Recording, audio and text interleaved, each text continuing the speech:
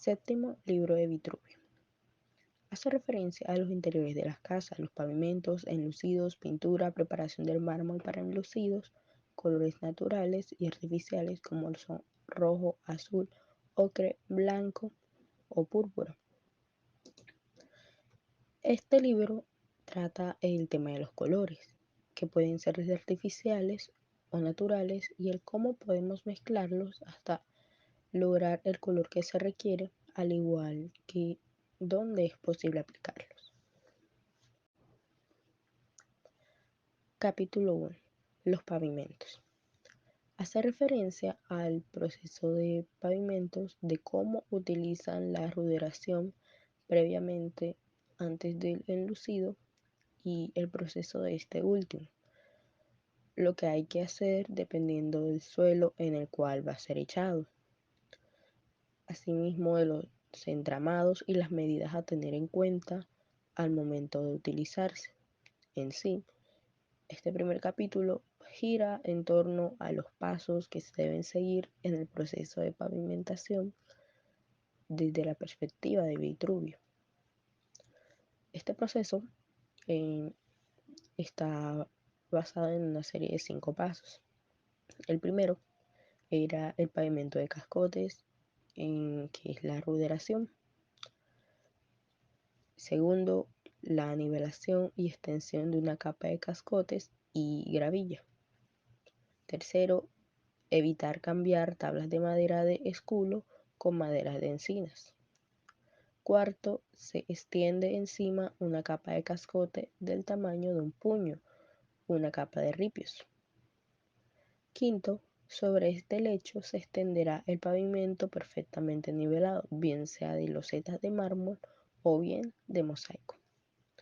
Capítulo 2. Preparación del enlúcido. Se refiere al revestimiento de yeso, estuco y cal para alisar paredes. Se logrará un buen enlúcido si se maceran las mejores piedras de cal mucho tiempo antes de que se utilicen, con el fin de que, si hubiera algunas piedras que no están suficientemente cocidas en el horno, queden bien cocidas tras permanecer largo tiempo en maceración sin interrupción. Capítulo 3.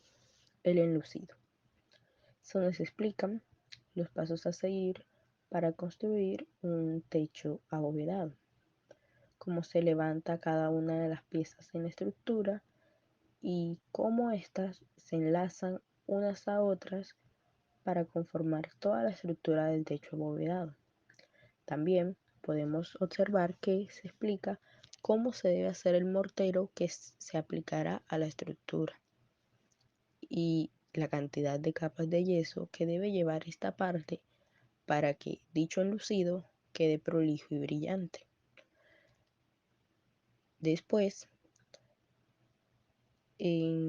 para que éste pueda ser trabajado con color y tenga una durabilidad de muchos años más.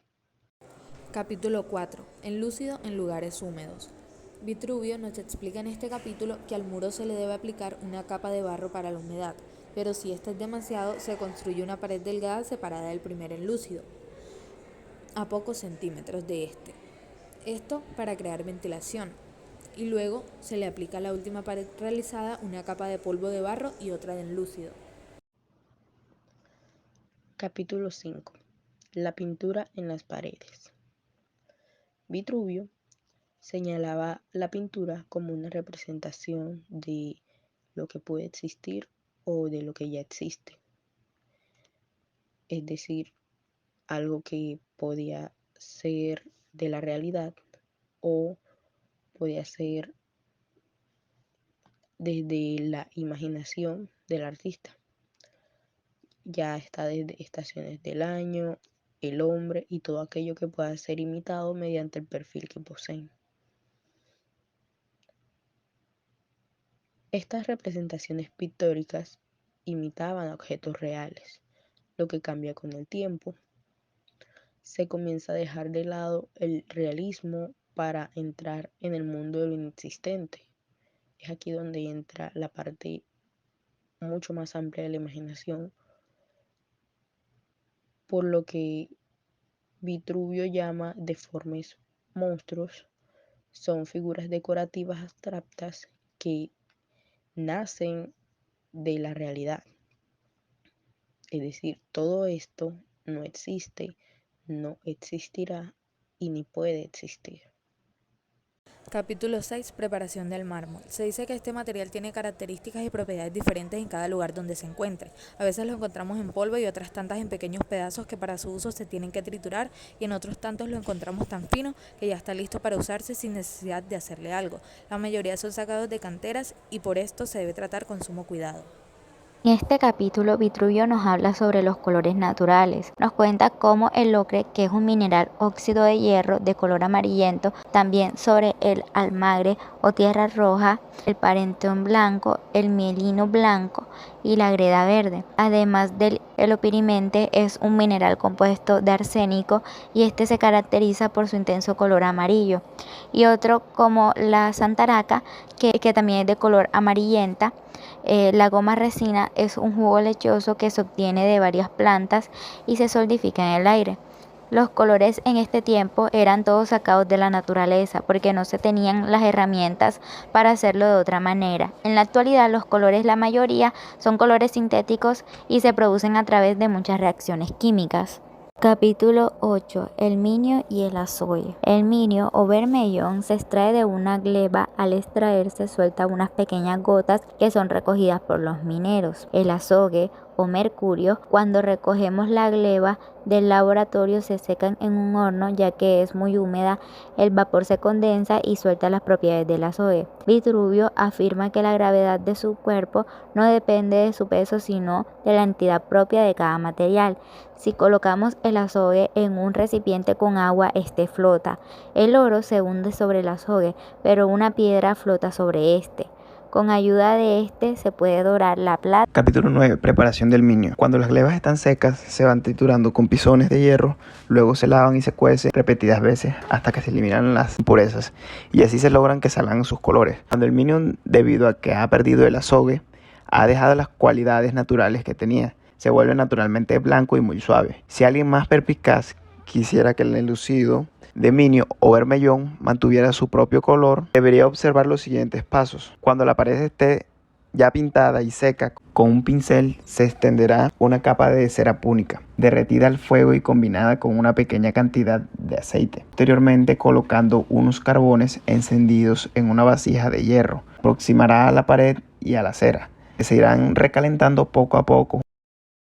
Capítulo 10. Vitruvio señala que el color negro era práctico y necesario en las obras. Para hacer el color negro se construye una sala, se luce cuidadosamente con mármol y se pule. Se coloca un pequeño hornillo, se colocan rejillas en el hornillo, se recoge el hollín y aparte de él se mezcla con goma y así se crean tinteros para los libros. Esto se mezcla con cola y se usa para enlucir las paredes. Capítulo 11. El azul y el amarillo. El método y los elementos de su composición son objeto de admiración y de asombro. Veamos, se tritura arena con flor de sal mineral formando una mezcla tan fina como la harina. Se revuelve bronce de Chipre limado a partir de gruesas láminas hasta que se forman una masa compacta. Frotando las manos se van haciendo unas pelotitas. Una vez bien apretadas se pondrán a secar. Cuando estén ya perfectamente secas se colocan en una orza de barro que introduciremos dentro de un horno. Una vez que se haya secado conjuntamente el metal y la arena, gracias a la elevada temperatura del fuego, se produce un intercambio de sus propios vapores, con la consiguiente eliminación de sus propiedades. A causa de la fuerza del fuego, se consumen sus características originales y adquieren un color azulado. Capítulo 12. El abayalde, el cardenillo y la sandaranga. Para el abayalde se ponen sarmientos, ramas del árbol de herida junto con vinagre y se tapa con plancha de plomo. Esto se lleva al horno y luego de un tiempo se obtiene el color. Para el cardenillo es el mismo procedimiento, solamente que en vez de plancha de plomo se utiliza una plancha de cobre. Y para la sandaranga, el albayalde se deja calcinar en horno para luego tener la sandaranga. Cabe destacar que estas formas de obtener estos colores ya no son utilizados, ya que el plomo es muy malo para la salud y puede producir cáncer. Capítulo 13. El púrpura. Se obtienen a partir de unas conchas marinas que proporcionan este color, pues no poseen un solo color exclusivo en estos distintos pajares donde se crían las conchas, sino que presentan diversos matices de modo natural. La púrpura que se obtienen en el Ponto y en Galía tiene un color negro. encontraremos una púrpura de color cardeo. La púrpura que se recoge en el equinoccio oriental presenta un color violeta. Capítulo 14. Los colores artificiales. Un método de obtener colores purpúreos consiste en teñir greda con secreción de raíces de la rubia y con tinte violeta. Es posible obtener otros colores a partir de las flores. Así, cuando los estucadores pretenden imitar el color del ocre, introducen violetas secas en un vaso con agua y las dejan hervir al fuego. Luego, cuando está a punto, vierten todo el contenido sobre un pañuelo y lo exprimen con las manos y recogen en un mortero el agua que ha quedado coloreada por las violetas. Añaden greda que molieron a la vez, así obtienen el color de ocre ático.